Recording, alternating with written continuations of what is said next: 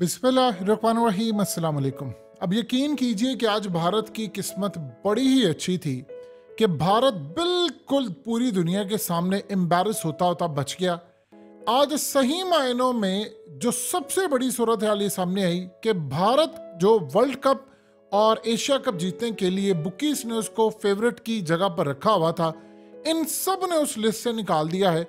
भारत का run rate world cup जीतने के लिए इतना ज्यादा गिर गया है, इतना ज्यादा गिर गया है कि वो फेवरेट्स नहीं रहे।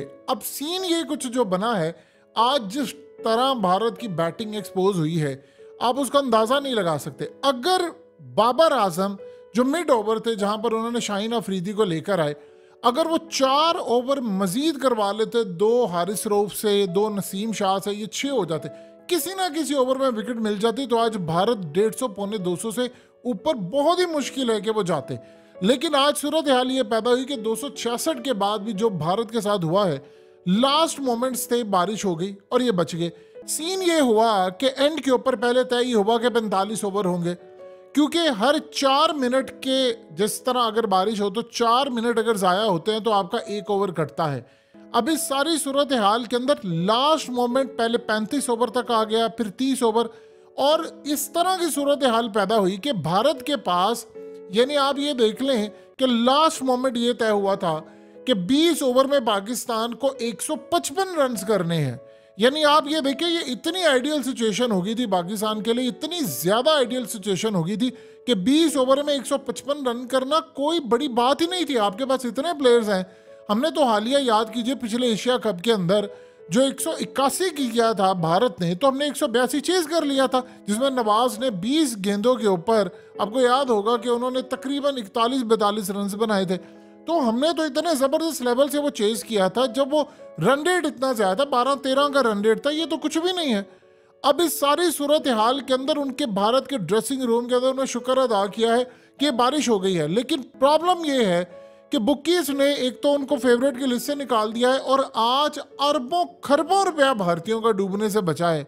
और इस सूरत हाल के अंदर विक्रांत खास तौर पर ये बात बार बार कह रहे, वो कहते मैं बार बार ये कह रहा हूं, ये बाबर आजम की टीम है, आप इसको लाइटली मत लें, ये बाबर आजम की टीम है। बाबर आजम की टीम इस तरह नहीं खेलती। उन्होंने कहा वो दौर खत्म हो गए। वो उन्होंने एक बड़ी जबरदस्त बात की, उन्होंने कहा कि जब T20 का माहिर है पाकिस्तान, अगर 20 ओवर्स में ये स्कोर अगर उनको मिल जाता तो उन्होंने तो हो सकता 12-14 ओवर में वो चेज कर जाते। उन्होंने कहा कि 90s की दहाई के अंदर जब पाकिस्तान का मैच होता था इंडिया के साथ, तो इंडिया की आंखों में खौफ होता था, डरे हुए होते थे। और इस सूरत हाल में उन्होंने कहा कि मैंने तकरीबन 20-22 साल बाद ये देखा, वो 20-22 साल पाकिस्तान की टीम डरी रही। उन्होंने कहा अब भारतीय टीम की आंखों में खौफ आता है, क्योंकि अब जो पाकिस्तान की टीम है इन्होंने खौफ निकाल दिया है।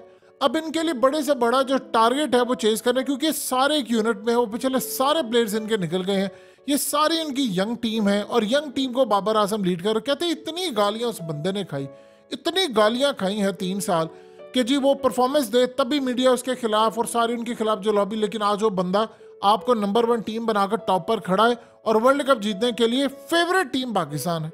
उन्होंने कहा जिस तरह आज उनकी बॉलिंग है, आप देखिए कि हुआ ये है कि शुभमन गिल, ये बेसिकली सचिन तेंदुलकर की जो बेटी है सारा तेंदुलकर, उनके बॉयफ्रेंड भी हैं, और मे भी हो सकता फ्यूचर में उनसे शादी भी करें।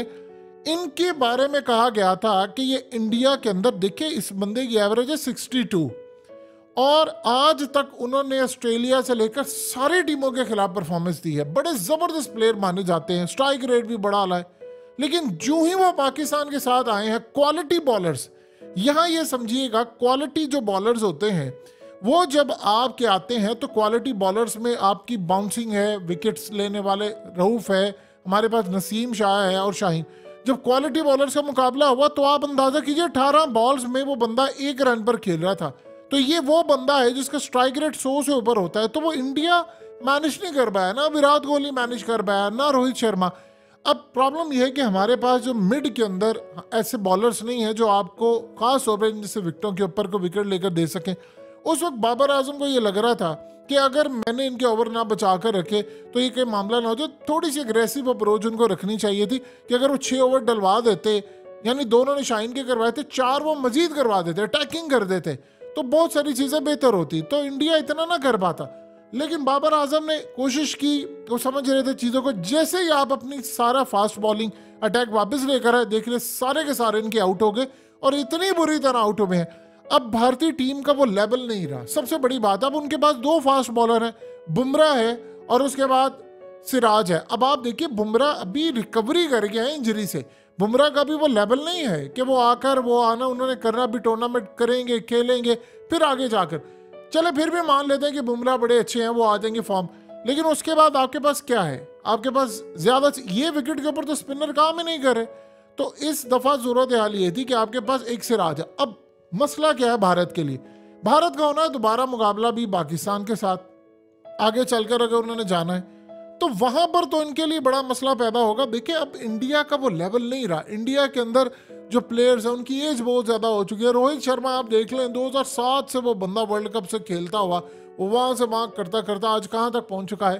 तो यानी आप देख लें एक अच्छा खासा टाइम गुजर गया उनका। उनके प्लेयर्स जो हैं उनमें असल में उनका इशू ये है कि उन सबका ग्रीड बढ़ चुका है आईपीएल के लिए। आईपीएल के लिए वो दस्तयाब होते हैं, उनके पास प्लेइंग 11 नहीं है प्रॉपरली। देखिए बाबर आजम ने क्या काम किया, उन्होंने डंके की चोट के ऊपर अपने 11 प्लेयर्स बता दिए कि भाई ये मेरे खेलेंगे, हालांकि कोई बताता नहीं है। लेकिन जब आपको पता हो कि आपने मैदान में उतरना है कॉन्फिडेंस के साथ, तो आपने एक काम किया। अब असल कहानी ये थी, ये सारे तैयारी करके आए हुए थे कि हमने शाहीन अफरीदी के पहले ओवर में विकेट नहीं देनी। ये असल में तैयारी करके आए। जो उनका रिकॉर्ड है अभी तक, उन्होंने बहुत ज्यादा जो विकेट्स हैं, यानी तकरीबन उनकी 42 के करीब जो विकेट्स ऐसी हैं जो उन्होंने पहले ओवर में निकाल लेते हैं वो, तो उन्होंने एक अच्छा खासा अपना एक रिकॉर्ड बनाया हुआ है थ्रू आउट अपने पूरे कैरियर के अंदर और क्रॉस तमाम फॉर्मेट्स में बड़ा आला कि वो आते हैं पहले ओवर में कोई ना कोई विकेट निकाल लेते हैं। तो अब इस सारी सूरत हाल के अंदर शाहीन अफरीदी का एक रिकॉर्ड है। इन्होंने उसकी तैयारी की थी कि हमने उसको पहले ओवर में विकेट नहीं देनी, लेकिन ये नहीं तैयारी की थी कि अगले 2-3 ओवर में उसको विकेट कैसे रोकनी है। वो 2 आपके टॉप प्लेयर्स ले गए, 4 वो सारे चले गए। अब इस सूरत हाल के अंदर इन पर पैसा लगा हुआ है, इन पर बेट लगी हुई है इंडिया के अंदर, इस पर पैसा और इन प्लेयर्स को दिया आप ये करेंगे वो करेंगे। इतने स्पॉन्सर्स हैं, वो सारे के सारे इनके आज पूरी तरह नाकाम हो गए। और वो ये असल में उनकी जो बैटिंग लाइन है वो पूरी तरह एक्सपोज हो गई है। बॉलिंग में उनके पास उनको भी ये समझ नहीं आ रही थी कि हमने प्लेइंग 11 कौन सी खिलानी। कभी वो कह रहे संजू सैमसन को खिलाना है, कभी वो कह रहे हैं कि जी हम फलाना सूर्य कुमार यादव को लेके गए उसको खिलाना है। उनको अभी तक ये कंफर्म ही नहीं है कि हमारी प्लेइंग 11 कौन सी होगी। और ये बात रोहित शर्मा कह चुके हैं।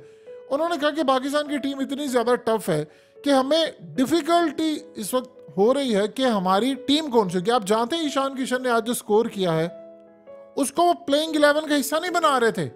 यानी वो इतने ज्यादा कंफ्यूज हो चुके हैं, इंडिया की टीम का वो लेवल नहीं रहा। अब आप देखिए कि इंडिया के अंदर लेवल ये आ चुका है कि उन्होंने इतने एक्सपेरिमेंट किया। पाकिस्तान ने 20 साल क्या काम किया?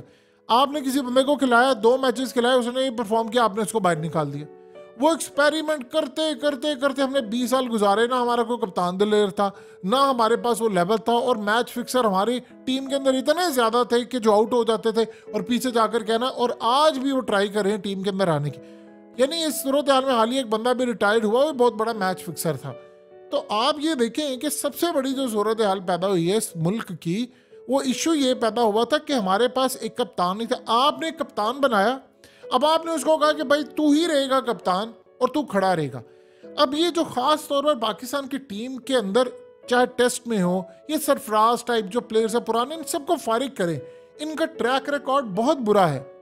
एक यूनिट आपको चाहिए जो पाकिस्तान की टीम खेल रही है। इंडिया के लिए मसला ये है कि अब वो इसके साथ अगर वो वर्ल्ड कप में जा रहे हैं तो वो वर्ल्ड कप के अंदर हो सकता है ग्रुप में से पहले से निकल जाएं। यानी जिस तरह की उनकी परफॉर्मेंस है और इस तरह की सूरत हाल में इंडिया का अपना जो क्राउड होता है, होम क्राउड होता है, उसमें बहुत ज़्यादा प्रेशर होता है। अब एशिया कप की आज जो सूरत हाल है, अगर बाबर आजम वहाँ पर जो सारे एक्सपर्ट्स कह रहे हैं, शोएब अख्तर से लेकर सुनील गावस्कर, सारे वसीम अकरम, रवि शास्त्री, सबका ये ख्याल है कि बाबर आजम को वहाँ पर एक अटैकिंग करना चाहिए था जहाँ पर वो विकेट ले लेता। चले इंसान गलती करके सीखता है, लेकिन ओवरऑल हमने ये मैच बिल्कुल जीता हुआ था। 20 ओवर्स में आपको लास्ट मोमेंट के ऊपर 155 स्कोर करने थे, 120 गेंदों में 155, और आपके पास ऐसे ऐसे प्लेयर्स हैं जो अल्हम्दुलिल्लाह ये सारा काम कर सकते हैं। तो आज इंडिया का तो आप ये समझ लें कि वो मरते मरते बचे हैं। लेकिन इस सूरत हाल के अंदर वो जो खौफ है इंडिया के ऊपर, देखिए 20-22 साल उन्होंने पाकिस्तानी टीम के ऊपर खौफ बनाए रखा है। अब वो खौफ जो उतर चुका है, अब वो इंडिया के ऊपर चढ़ा हुआ है और इंडिया को उसको रिकवरी करते करते न जाने कितने साल लगेंगे इसका अंदाजा नहीं। अब वो लेवल नहीं रहा। कभी वो इंडिया आता था, मिसाल के तौर पर चैंपियन ट्रॉफी 2017 का मैच था फाइनल, तो उस वक्त इंडिया के अंदर वो उन्होंने सर्वे कराया तो उन्होंने बताया कि 80% चांस है इंडिया के जीतने के, और वो थे। तो पाकिस्तान की टीम तो मजबूत थी ही नहीं। तो अब जब मैच होता है तो अब आप देखिए अगला मैच होगा, उसमें 60-65% चांसेस पाकिस्तान के होंगे, 30-35% होंगे इंडिया के। तो इंडिया का वो लेवल नहीं रहा। और आज इस सारी सूरत हाल में अगर 20 ओवर में 155 का टारगेट फाइनलाइज होने वाला था, जो हो जाता, तो आज इंडिया के साथ जो होता वैसे भी बुरी तरह नाकाम हो गया। अल्लाह का शुक्र है कि हम कामयाब ही हैं, कोई ऐसी बड़ी बात नहीं, ये कुदरत के काम होते। इससे आप सीखेंगे और मजीद आगे जाएंगे। अल्हम्दुलिल्लाह हमारी टीम एक यूनिट है।